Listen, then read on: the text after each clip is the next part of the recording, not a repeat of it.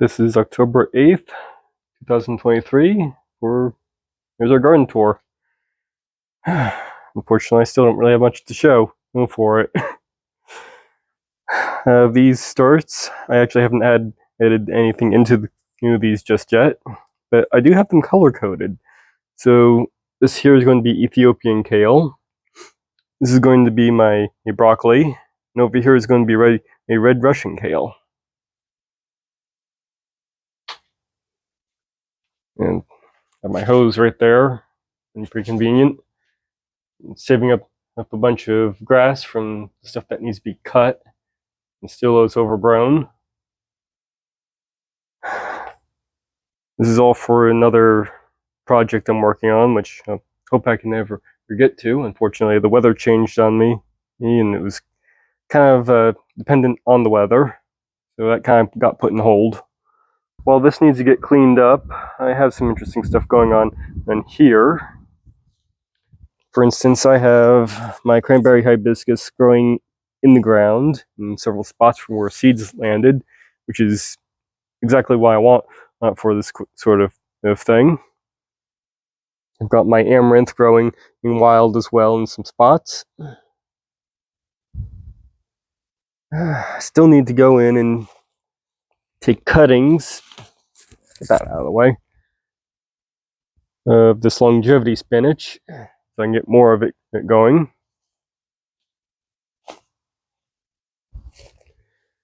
And this katuk is doing fantastic right here. I may want to get a cutting off of it and propagate more of it from this one. Over here where I had my papaya, which unfortunately did not survive except for this one.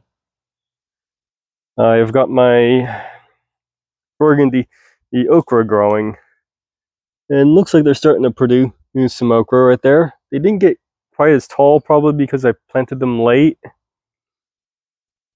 I'm having the same issue with the heavy hitter okra on the other side of the garden. But that's where I'm at with these. Get back up view so you can see what it looks like here. I think that looks pretty nice. Unfortunately, that struggling avocado did not survive. I think it might have succumbed to root rot. Though my other avocado is doing pretty nice. I've up-potted it into, I believe that's a 10-gallon grow bag. It handled the transfer very nicely, and you have a lot of nice new growth going on right there. Some of the cacti I grabbed. Some moringa growing in pots.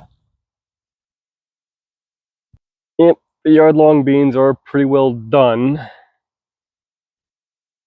So even though they're on their last legs, I'm still getting a few a few beans here and there. I'll have to pick these. This one's about ready to go seed. You can see how lumpy and whatnot it's gotten. If I can cover this up, I might actually be able to get more seeds out of it. I have collected some seeds off of this. I had to cover them up because critters kept coming by and eating them. I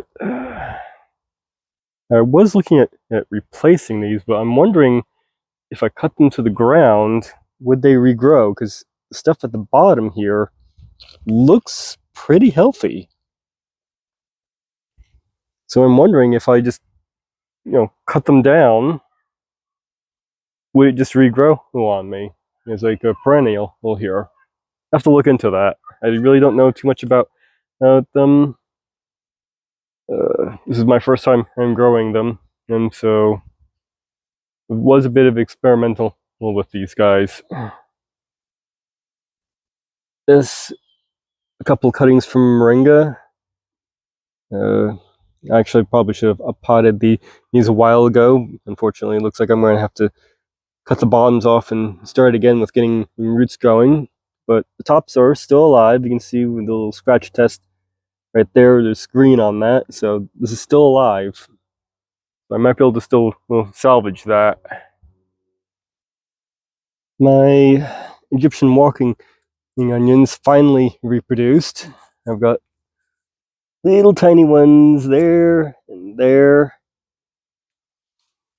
This one over here needs some water, but it's kind of struggling. I got another little one right there. Unfortunately, it looks like one of them didn't make it. Unfortunate. And finally, I've got my heavy hitter okra over here.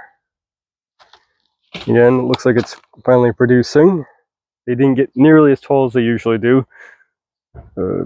Usually you'd see them getting at least twice the size before they start producing. But again, that's probably because I planted them late. And I've been just kind of moving these around a little bit as I expand on the cardboard.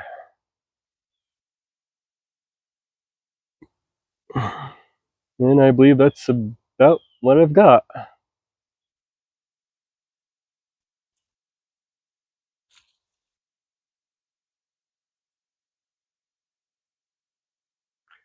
So,